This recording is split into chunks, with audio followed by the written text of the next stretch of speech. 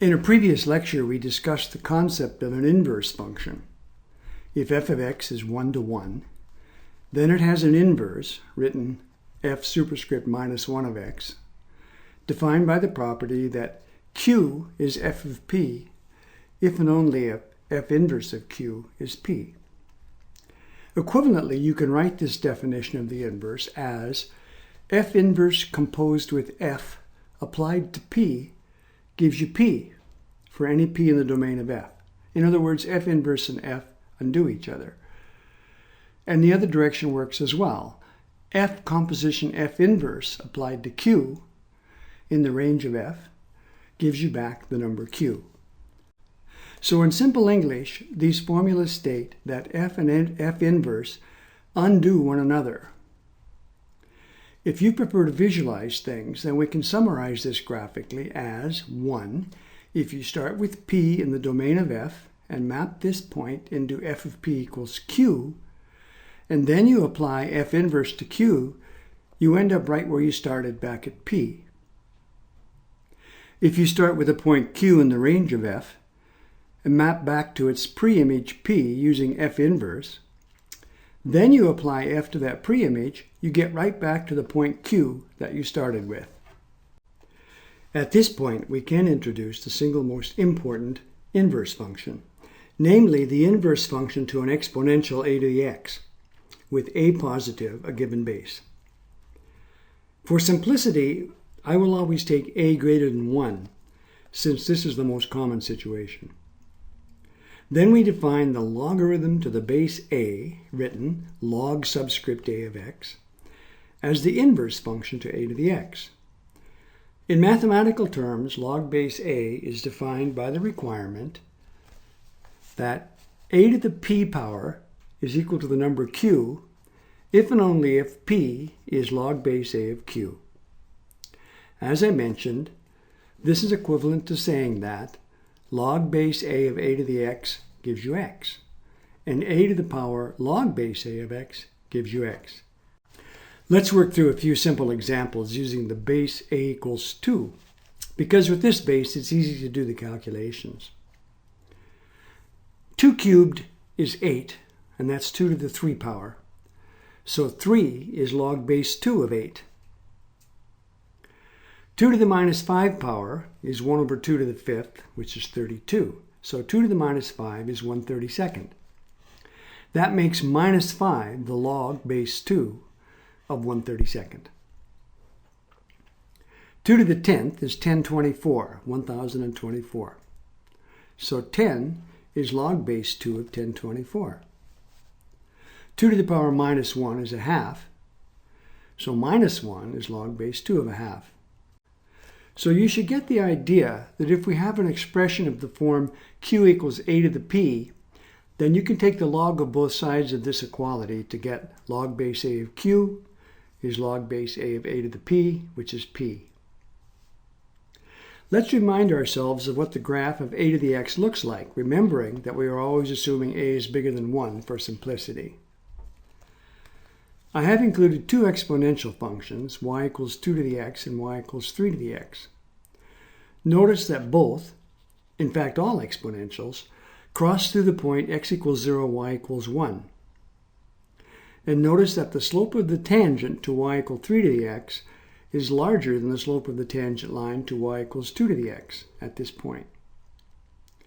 If you do some numerical work computing for each graph the slope of the chord line through 0, 1, and a succession of nearby points, you can see that it's plausible that the slope of the tangent line at 0, 1 is larger than 1 for y equals 3 to the x and less than 1 for y equals 2 to the x. So it is plausible, not proved, but plausible, that for some number e between 2 and 3, the slope of the tangent line will be exactly 1. And that is how we are going to define the number e eventually.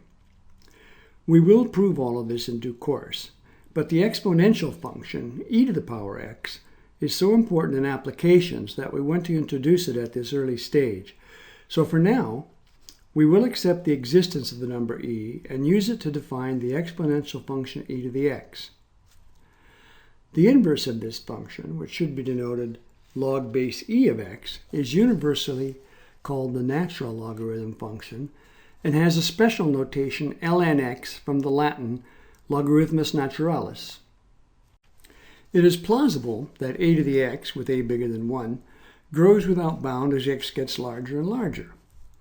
If you increase x to x plus 1, then the value of a to the x increases to a to the power x plus 1, which is a times a to the x. So the function is increased by a factor of a, which is bigger than 1. This is only a plausibility argument, however. A decisive proof uses a simple inequality due to one of the many Bernoullis.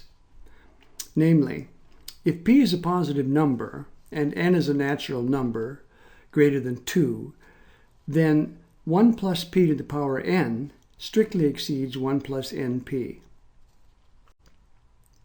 Before we prove this, let's use it to show that the exponential function a to the x with a bigger than 1 grows without bound as x moves to the right.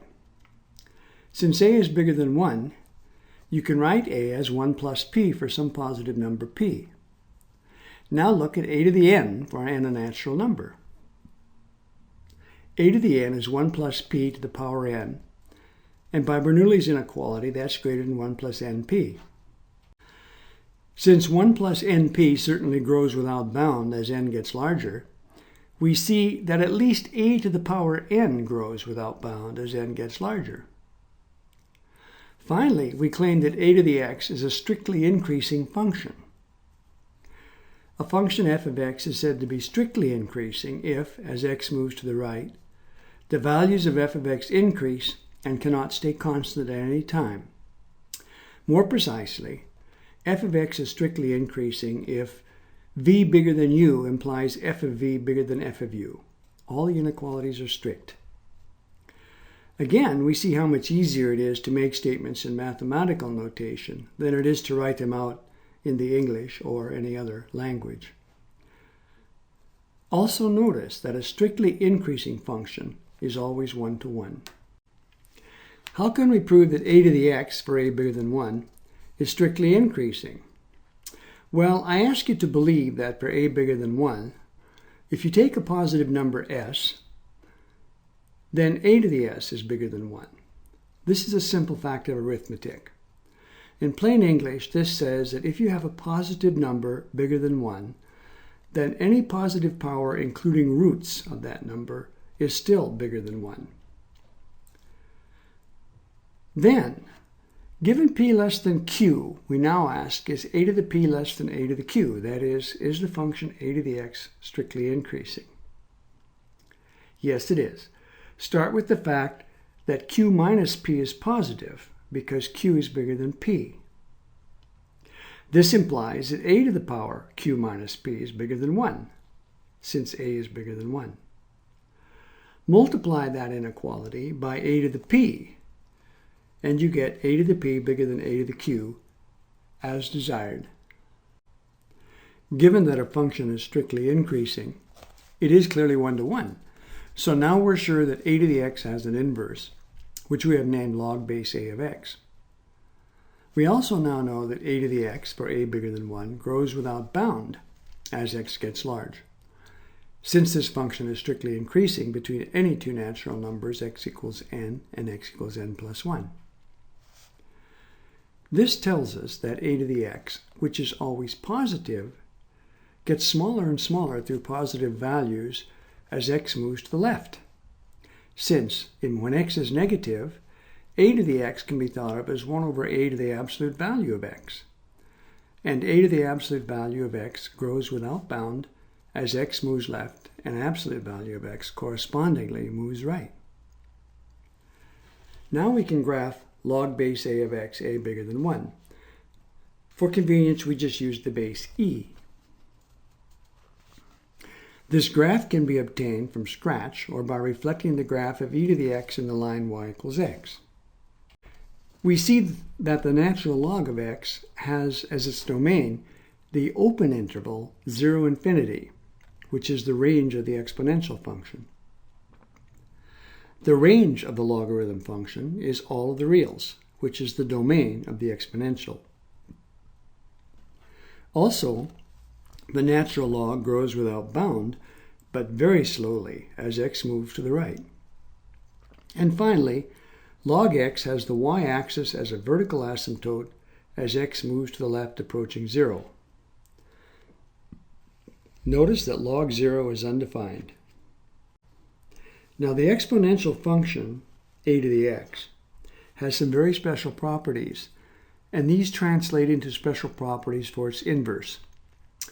Namely, a to the 0 power is 1 by definition, and that translates into log base a of 1 is 0. A second property, a to the p times a to the q is a to the p plus q, property of an exponential.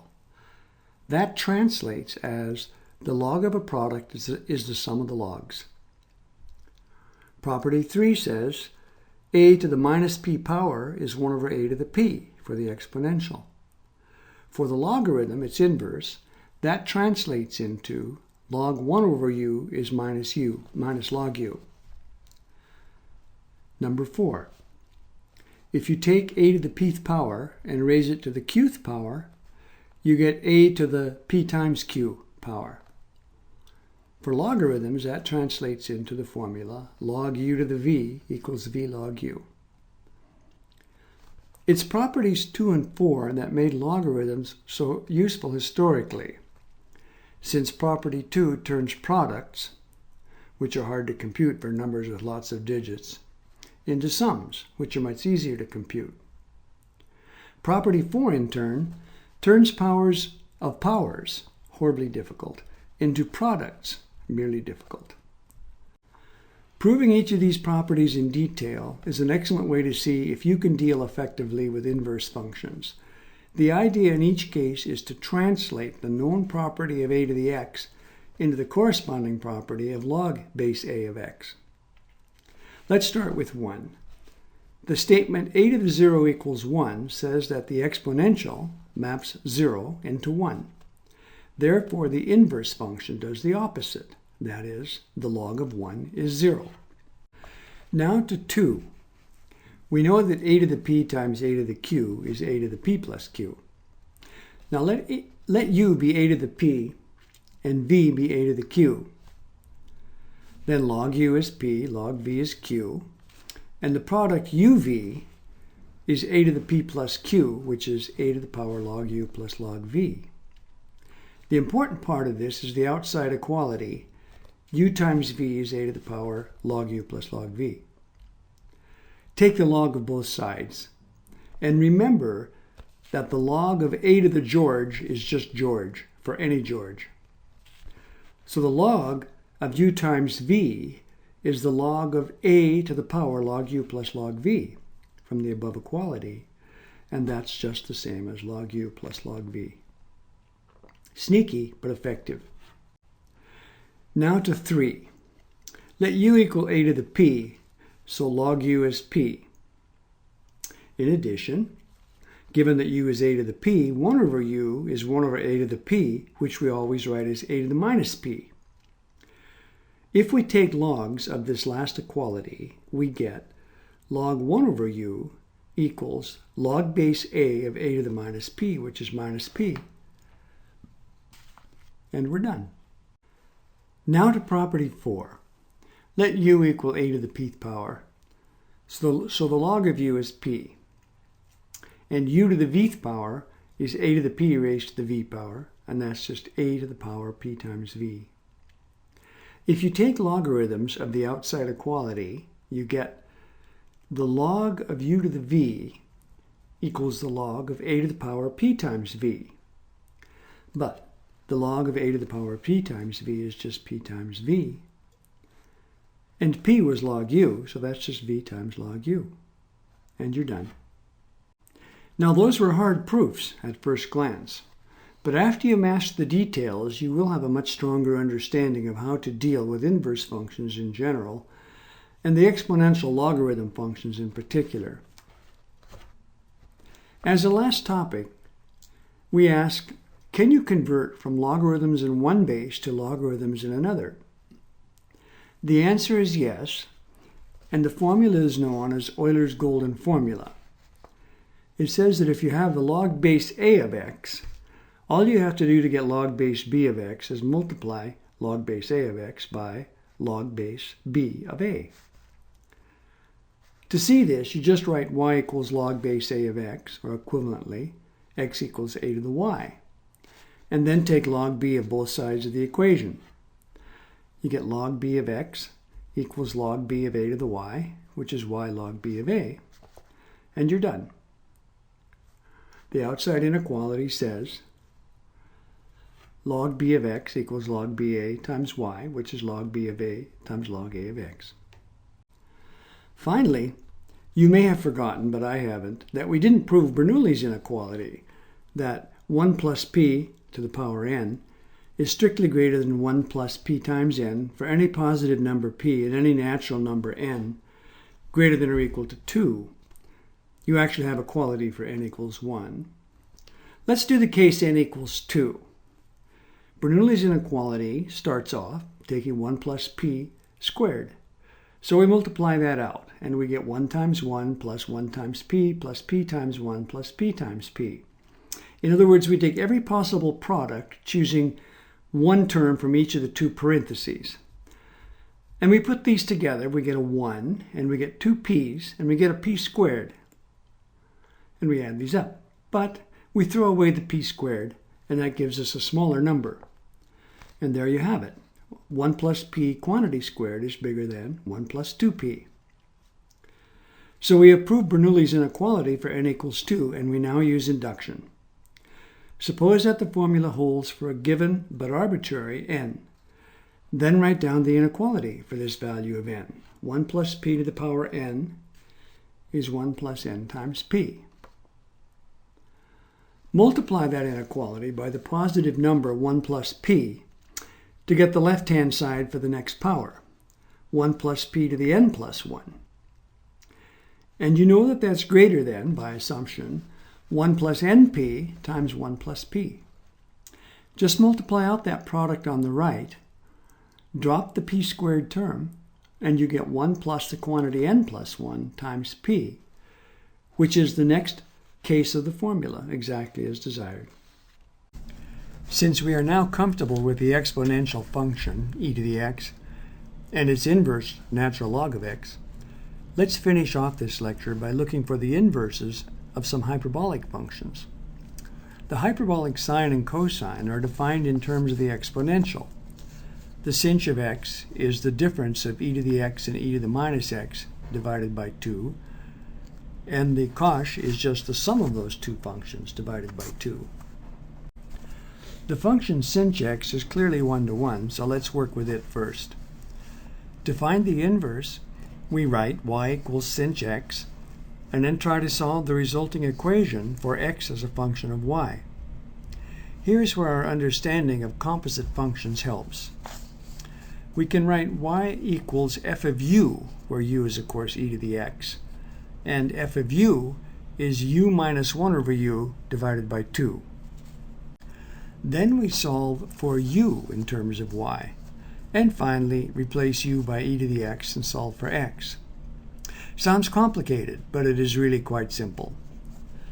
Y equals f of u, which is u minus 1 over u over 2, implies that 2y is just u minus 1 over u, and you can convert that into a quadratic equation in u squared minus 2yu minus 1 equals 0. We proceed to solve this using the quadratic formula. U must be 2y plus or minus the square root of 4y squared plus 4, all divided by 2. And that cleans up to just be y plus or minus the square root of y squared plus 1. Now, there are two solutions, which is very confusing because the function was supposed to be 1-to-1. Let's just plow ahead and we'll see what happens. We replace u by e to the x in our solution and solve for x. So we write e to the x equals y plus the square root of y squared plus 1, or minus that square root, and we solve for x by taking logs. We get x equals the log of y plus or minus the square root of y squared plus 1. Now it appears that something is wrong. We have two solutions for the preimage, and we can look at the graph of sinh and see that it is 1-to-1. But look at the formula for e to the x in terms of y. E to the x is y plus or minus the square root of y squared plus 1. Now e to the x is always greater than or equal to 0. Can never be negative. So for any given real number y, our formula must give a non-negative number. But if we use the minus sign in the quadratic formula above, we always get a negative number. Y minus the square root of y squared plus 1 is always negative. This is because, taking square roots, which preserves inequalities, we can start out with the fact that y squared is certainly smaller than y squared plus 1, and therefore the square root of y squared, which is absolute value of y, is less than the square root of y squared plus 1. Now multiply by minus 1, which flips the inequality. You get minus absolute value of y exceeds minus the square root of y squared plus 1. And then add y to both sides. Y minus the absolute value of y exceeds y minus the square root of y squared plus 1. And then notice that y minus its absolute value is always less than or equal to 0. So we cannot use the minus sign, which came from the quadratic formula, and we use the plus sign in our formula for the inverse of the hyperbolic sign to get that y is the sinh of x if and only if x is the log of the number y plus square root y squared plus 1. Or, in the conventional manner of using x for the independent variable, the inverse hyperbolic sine of x is the log of the number x plus square root x squared plus 1. For the hyperbolic cosine, we have to restrict the domain, since it is an even function and not one-to-one. The convention is to restrict x to the interval 0 infinity, including 0. So we write things out as we did with the sinh, and we can move a little faster. We write y equals cosh x implies y equals e to the x plus e to the minus x over 2 by definition. And that implies that e to the 2x minus 2y e to the x plus 1 equals 0.